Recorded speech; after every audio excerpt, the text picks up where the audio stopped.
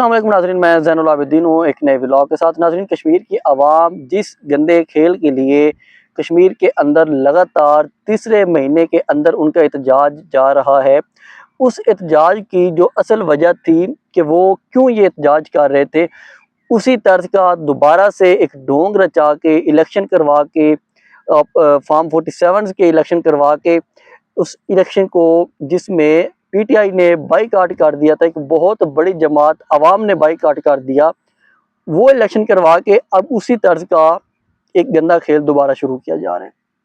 अब वो गंदा खेल कैसे है कि यहाँ पे अब चुनाव होना है वज़ीर आज़म का। अब वज़ीर आज़म के इंतखाब के लिए जिस बंदे को नामज़द किया गया है, वो बंदा पहले अपना इलेक्शन हार चुका होता है। लेकिन होता क्या है कि मखसूस नशिस्तें, जिन मखसूस नशिस्तों के ख़िलाफ़ कश्मीरी लोग लगातार एहतजाज कर रहे हैं कि ये एक मखसूस नशिस्तें अंदर उठा के डाल देते हैं और उन मखसूस नशिस्तों को फिर ये अपनी मर्ज़ी से इस्तेमाल करते हैं। अब सेम वही पैटर्न इस्तेमाल किया गया। एक इफ्तिखार गिलानी है, उनको पहले टिकट मिलता है पीएमएलएन का। अब पीएमएलएन के टिकट पे वो इलेक्शन हार जाते हैं। जब वो इलेक्शन हार जाते हैं तो उसके बाद उनको मखसूस नशिस्तों के ऊपर, टेक्नोक्रेट की सीट के ऊपर दोबारा अंदर शामिल कर लिया जाता है ईवान में। अब जब ईवान में आ गए हैं तो इन्होंने अब उसको बनाने के लिए, वज़ीर आज़म बनाने के लिए नवाज शरीफ ने मंजूरी दे दी है। अब ये कोई नवाज शरीफ का ये पक्का सियासी कारकुन नहीं है, ये तो हमारे जो ताकतवर लोग हैं जिन्होंने इस मुल्क को एक डंडे के जोर पे चलाने का फैसला किया हुआ है, या बाकी जो अशराफिया है, ये उनके एक नुमाइंदे हैं। और अब ये टेक्नोक्रेट का सिस्टम लेके आने के हवाले से, क्योंकि जब एक टेक्नोक्रेट को वज़ीर आज़म बनाएंगे तो ये वहाँ पे अपने एक फैसला इम्प्लीमेंट करके उसको देखना चाह रहे हैं कि वो कितना नीचे अवाम तक हमारा असर व रसूख बढ़ा सकते हैं। क्योंकि देखिए, टेक्नोक्रेट सिस्टम में आप मोहसिन नकवी को भी फिट कर सकते हैं, क्योंकि पाकिस्तान में काफ़ी ज़्यादा बातें होती हैं ना कि मोहसिन नकवी को वज़ीर आज़म लेके आने के काफ़ी ज़्यादा चांसेस हैं, मोहसिन नकवी वज़ीर आज़म बन जाएगा।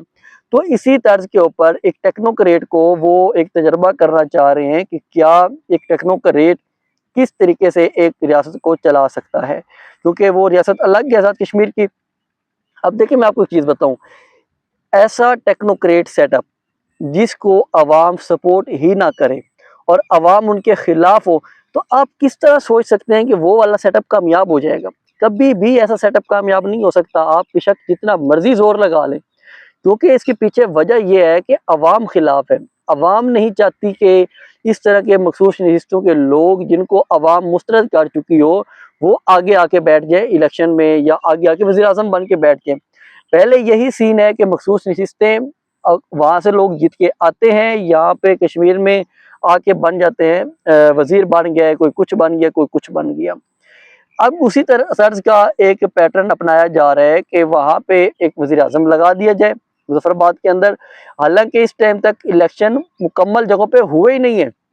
यहाँ पे 2-3 तजर्बे किए हमारे जो इक़्तिदार के अवानों को चलाने वाले लोग हैं, उन्होंने ये तजर्बे किए हैं कश्मीर के अंदर। एक तो उन्होंने सबसे पहले बना दिया कि वहाँ पे हमने ऐसा ऐसा मरहलावार इलेक्शन करवाने हैं कश्मीर के अंदर, क्योंकि जी वहाँ पे हालात ख़राब हैं। और भाई, हालात ख़राब हैं, जब कोई जंग नहीं लगी हुई। पाकिस्तान के अंदर क्या हुआ था, 14 मई को इलेक्शन होना था पंजाब के अंदर, सुप्रीम कोर्ट का फैसला आ गया था। 9 मई हो गया, क्या हो गया कि जी हालात ख़राब हो गए, सुप्रीम कोर्ट उसके ऊपर चुप रही। उसके अंदर ये जस्टिस मंसूर अली शाह शामिल थे। जब ये सब लोग चुप रहे, मुजरमाना खामोशी रही, तो मुल्क में, पाकिस्तान में कानून की, आइन की वायलेशन हो जाती है। अब वहाँ पे क्या सीन किया गया, वहाँ पे मरहलावार इलेक्शन करवा दिए गए। अब इलेक्शन वहाँ पे हो जाते हैं, अवाम वहाँ पे एहतजाज के लिए निकली हुई है। जब अवाम इस इलेक्शन को मान ही नहीं रही और अवाम बार बार कहती है कि हमारे जो हकूक हैं हमें वो दिए जाए, तो इन लोगों ने हुकूमत किसके ऊपर करनी है? तो अब जो फैसला किया गया है कि ये जो इफ्तिखार गिलानी है, इनको वहाँ पे वज़ीर आज़म बनाने के लिए फैसला कर दिया गया है। इससे पहले शाह गुलाम कादिर के बारे में बात की गई कि वो बनेंगे वज़ीर आज़म। लेकिन यहाँ पे मैं आपको बताऊं कि जो ये वज़ीर आज़म बनाए जा रहे हैं कश्मीर के अंदर, इनके ऊपर जो पीएमएलएन है, उनकी अपनी जमात भी नाखुश दिखाई दे रही है। उनके अंदर जो सियासी धड़े हैं वो कहते हैं कि यहाँ पे एक टेक्नोक्रेट को उठा के लेके आ गए अंदर। अब इसके ऊपर मुख्तलिफ किस्म की आरा पाई जा रही है। कोई कहता है कि ये नवाज शरीफ का चहेता है, कोई कहता है मरियम नवाज के चहेते हैं, कोई कहते हैं ये बड़े घर के चहेते हैं, एस्टेब्लिशमेंट की आप कह लें, ये उनके चहेते हैं। तो अब ये एक बात तो कन्फर्म है कि पाकिस्तान हो, कश्मीर हो, जीबी हो, यहाँ पे जो इस वक्त सिस्टम चल रहा है, इस सिस्टम के अंदर कोई भी जब तक बड़े घर से या एस्टेब्लिशमेंट से कंफर्मेशन ना आए तो यहाँ पे वज़ीर आज़म बनना बहुत मुश्किल है। ये तो सिर्फ इमरान खान ही था जिसने एस्टेब्लिशमेंट के हज़ार कहने के बावजूद भी बुज़दार को नहीं हटाया। हालांकि उस्मान बुज़दार एक इंतहाई निकम्मा तरीन वज़ीर आला था, लेकिन इमरान खान की मजबूरी अंदर थी कि वो एस्टेब्लिशमेंट कहती थी कि अलीम खान को बना दे, जो करप्शन का बेताज बादशाह था, बकौल जो मुख्तलिफ उनके स्कैंडल सामने आए। तो इस वजह से इमरान खान के ऊपर प्रेशर की वजह से उसने तो नहीं बनाया, तो उनको हुकूमत खैर हुकूमत से हाथ धोना पड़ा। मसला ये है कि अब जो लोग भी कहें ना कि नवाज शरीफ का ये बड़ा चाहिए था या वो है या इस तरह, ये जब तक वहाँ से पर्ची नहीं आई तब तक यहाँ पे आए नहीं है। अब ये वाला टेक्नोक्रेट सिस्टम अगर यहाँ पे जो एक तजर्बाकार है हमारे मुल्क के, उनका ये वाला तजर्बा कामयाब हो जाता है तो पाकिस्तान के अंदर ऐसे भरपूर तजर्बात किए जाएंगे कि आने वाली नस्लें याद रखेंगी कि किस तरह यहाँ पे एक दोबारा से नए तजर्बात करने शुरू कर दिए जाएंगे।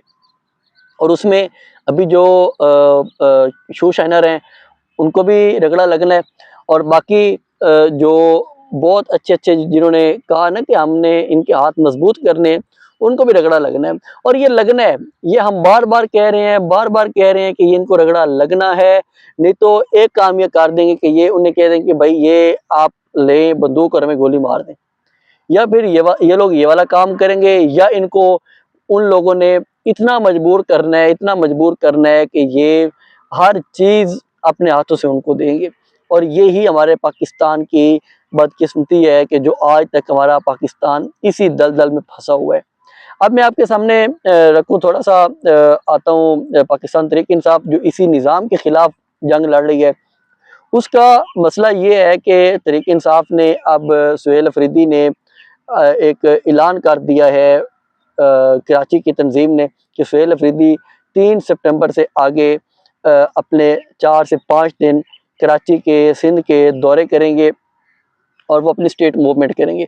यहाँ पे कुछ प्लान इस किस्म के सामने आ रहे हैं कि जो पीटीआई है वो सिर्फ जो केपी के लोग हैं उनको इस्लामाबाद की तरफ लॉन्ग मार्च के लिए मजबूर करे या उनको लेके आए, और उसके अलावा बाकी जो पंजाब है या सिंध है उनको उनके अपने मकामात के ऊपर ही रखा जाएगा और उनको आगे नहीं आने दिया जाएगा कि वो लोग वहाँ पे ही अपना प्रेशर बना के रखें। ये मुख्तलिफ आरात चल रही हैं, मुख्तलिफ लोग ये खबरें दे रहे हैं, मुख्तलिफ तजज़ियाकार ये कह रहे हैं कि ये वाली एक इनकी प्लानिंग हो सकती है। अब दूसरी साइड में मैं आपको बताऊं कि सलमान कमर राजा भी वहाँ पे मौजूद थे सिंध के अंदर, वो भी अपनी इसी तंजीम को एक्टिव करने के लिए लगे हुए हैं क्योंकि उनका बेसिक काम यही है कि उन्होंने तंजीम को एक्टिव करना है। अलीमीन गन्नापुर भी एक्टिव हो चुके हैं, मतलब कि जो पीटीआई है वो भी अपनी तैयारियां तेज कर रही है। दूसरी साइड पर वो कानूनी महाज के लिए आज भी फैसल मलिक और नईम हैदर पंजोता सुप्रीम कोर्ट में गए हुए थे कि हमारी आप लोग दरख्वास्त लगाएं तौहीन अदालत की, जो इमरान खान को पिम्स हॉस्पिटल में शिफ्ट किया था इन लोगों ने, उसके खिलाफ कि जब इनको आर्डर था कि आप लोगों ने शिफा के अंदर शिफ्ट करना है, उसके लिए वो अपनी तौहीन अदालत की दरख्वास्त के लिए भी भागे भागे फिर रहे हैं। लेकिन ये तो पीटीआई के हालात हो गए। पिम्स से मैं आपको बताऊं कि पिम्स के अंदर जो एक शुभदाबाजी चल रही है, यहाँ पे ऐसे ऐसे अजीब तमाशे लोग इकट्ठे होके बैठ गए हैं। यकीन करें, बंदा कहता है कि यार ये हम किस मुल्क में रह रही हैं, सर्कस में रह रहे हैं। अब जो बनाया गया ना नए सेक्रेटरी सेहत, उन्होंने वहाँ पे लगा दिया जी, एक कैंप लगा दिया, तंबू शंबू लगा दिए कि देखिए यहाँ पे आप लोग मैं तब तक यहाँ पे बैठूंगा जब तक पिम्स के मामलात सिरे से हल नहीं हो जाते। हुआ क्या, सारी रात उस टेंट की, उस तंबू कनातों की तस्वीरें चलती रही कि यहाँ पे ये वाला काम हो गया, लेकिन जो सेक्रेटरी साहब हैं वो वहाँ पे एक मिनट के लिए भी वहाँ पे जाना गवारा नहीं करते कि वो वहाँ पे चले जाएं और देख लें कि आवाम की सिचुएशन कैसी है। और अभी वहाँ पे जो बच्चे थे उनके लिए टीम गई है वहाँ पे, मौके पे शवायद कुछ इकट्ठे किए हैं, लेकिन अब क्या करेंगे। इसकी जो फायर फाइटिंग के हवाले से जो नाकामी थी, उसके नकायस तो पहले बताए जा रहे थे। जो वहाँ पे एक बना हुआ है इस्लामाबाद के अंदर इदारा है फायर के हवाले से, वो तो पहले बता रहा था कि जो पिम्स हॉस्पिटल है उसके अंदर कोई ऐसे स्टैंडर्ड के जो हॉस्पिटल्स में होने चाहिए उस किस्म के हालात नहीं है। तो ये एक मुकम्मल तौर पे जो एक सिस्टम चल रहा है कि यहाँ पे इन लोगों से एक हॉस्पिटल नहीं संभल पा रहा, और ये चले हैं वहाँ पे एक दोबारा सिस्टम दोबारा तजर्बा करने के लिए कि हम एक टेक्नोक्रेट सिस्टम लेके आने जा रहे हैं कश्मीर के अंदर। कश्मीर में जो इलेक्शन हुए वहाँ पे 10-10 हज़ार वोट लेके वहाँ पे एक एमएलए बन के बैठ गए हैं कि देखें ये तो बहुत बड़े इन्होंने मार्जिन से वोट जीत लिए। अवाम ने बाईकाट किया, 5-7 हज़ार 10 हज़ार वोट तो एक एमएलए या एक जो मेंबर होता है यूनियन काउंसिल का उसके साथ भी मिल जाते हैं, और इन्होंने वहाँ पे बैठ के इनको वज़ीर आज़म बनाया जा रहा है। 17,000 सिर्फ वोट मिले थे इस बंदे को, और वो भी हार गया था इलेक्शन पीपी के कैंडिडेट, और उसको वज़ीर आज़म बना रहे हैं। फिर वही तजर्बे आके इन्होंने करने पाकिस्तान के ऊपर। 4 साल हो गए हैं, 5 बजट पेश कर लिए शहबाज शरीफ ने, क्या कर लिया पाकिस्तान के लिए? कुछ भी नहीं किया। जो तजर्बाकार थे उनको भी 5 साल होने वाले हैं, उन्होंने क्या कर लिया मुल्क के लिए? 5 साल में अवाम की महंगाई जो उसकी रेशो वो लगातार बढ़ती जा रही है, और ये कहते हैं कि हम यहाँ पे मुल्क में दूध और शहद की नहरें बहाए जा रहे हैं। तो इनके हालात इंतहाई पतले हैं, इन्होंने अवाम को चूना लगा के रखा हुआ है।